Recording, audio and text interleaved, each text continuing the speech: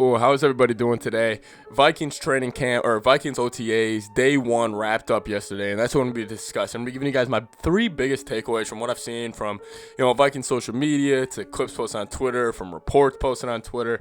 Very positive. There's a lot of overreaction, which I just frankly do not understand from the fan base.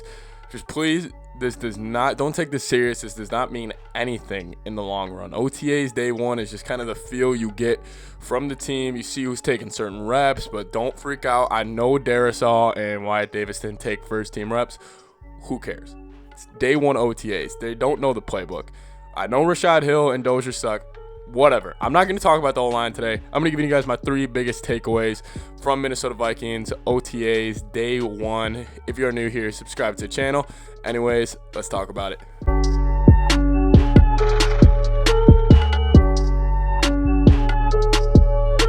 All right, let's start with the QB, Captain Kirk. Okay, biggest takeaway is let's just get the negative out of the way with Kirk. Dude has absolutely no swagger on the football field. And it is, listen, I'm not actually coming at him right now. He looked great, and I'll get into that. But, dude, he comes out. It was funny on the Instagram video at the Vikings post. He comes out wearing, these dad shorts that are, down to his knees. And, he's just kind of, he's, walking all frail. He looks like he looks a little skinny. But then you got Kellen Mond coming in right behind him, the 23-year-old, fresh drafted, third-round pick. He's got, these joggers on. He's kind of got his helmet looks better on him. You know how Kirk's helmet looks so big on him.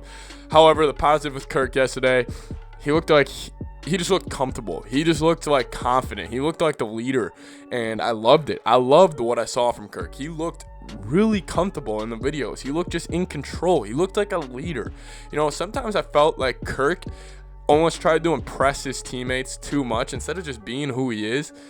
And I think last year, and especially this year, we've kind of seen Kirk just be the dude who he is. And I love it. And listen, yeah, he wears dad clothes. He does all the corny stuff. He's that corny family guy that everybody thinks he is. His personality, he loves to save money.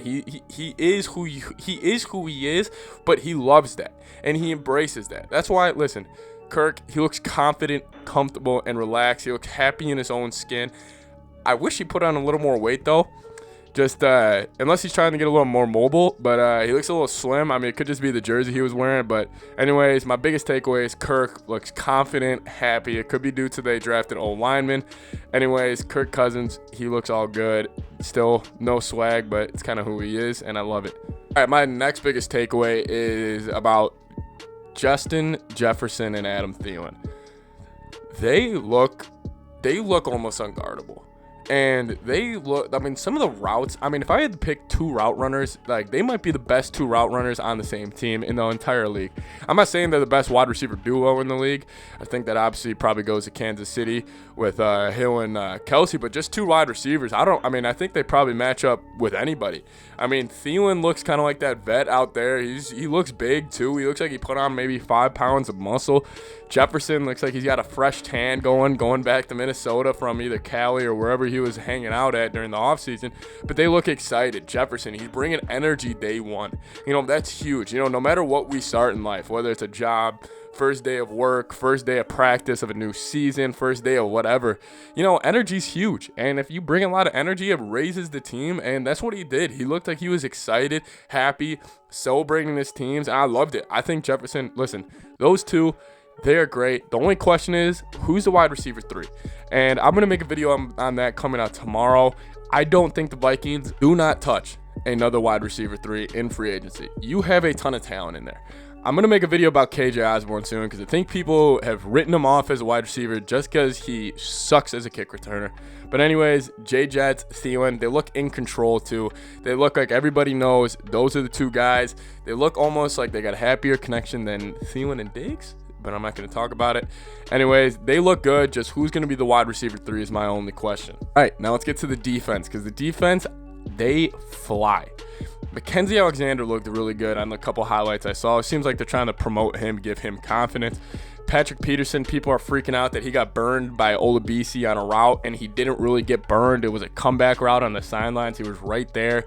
Kirk threw him actually a great football. I mean, listen, people don't understand, offense is better than defense. Like, you could play the best defense in the world, but if you were going against the best offense in the world and you're the best defense in the world, it doesn't matter. The offense is going to win. BC just ran a great route. Peterson was right there. Everybody calm down. With Pat Pete, though, he looks like a leader. He looks like he's been there. He looks like he's embracing kind of this role he has. And, constantly he's picking up Mac. He's picking up, whoever it may be. And him and Harrison Smith, it's almost like they got this kind of connection. It's almost like Harrison Smith's been kind of waiting on Pat Pete to have another veteran in the secondary with him, which I think is great. Harrison Smith, he looked good. Pat Pete had a pick. Harrison Smith had a pick.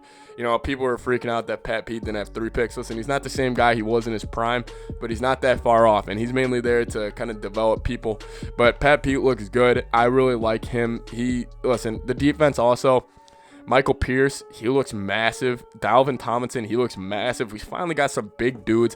Wonham, I saw Wonham. He looks like he put on some muscle. He looks like he looks good. I bet you Wonham starts over Shamar Stephen week 1 in Cincinnati. I'm calling it right now. DJ Wonham will start at the end week 1 in Cincinnati. My only question is, where the hell is 99? There's been nothing on 99. If you guys know in the comments, drop it down low. You guys can get a shout out next year. If you guys have next video, if you guys know what the hell is going on with 99, he needs to get out there. Listen, if we need to start a GoFundMe page, I'm all here for it. I'll start the GoFundMe page if you guys need help paying Daniil Hunter just to get him on the field, Minnesota. Anyways, those are my 3 biggest takeaways from camp. I think Kirk looks comfortable. He is who he is. He's not going to show up in joggers and all that. He's going to show up in dad shorts and just sling that damn football around. I love it. He's embracing his own unique personality. Also, Theo and Jefferson dominating. Who's going to be a wide receiver 3, though? Defense, they look like they're flying around. There's a lot of talent. There's a lot more talent on that defense. You just look at it. There's a lot more playmakers than we had last year. However, the defense can only go so far without 9-9. Anyways, thank you guys so much for watching. Leave a like on the video, comment down below. It really helps me a lot. Best way to support me is liking the video and commenting. I love hearing from you guys.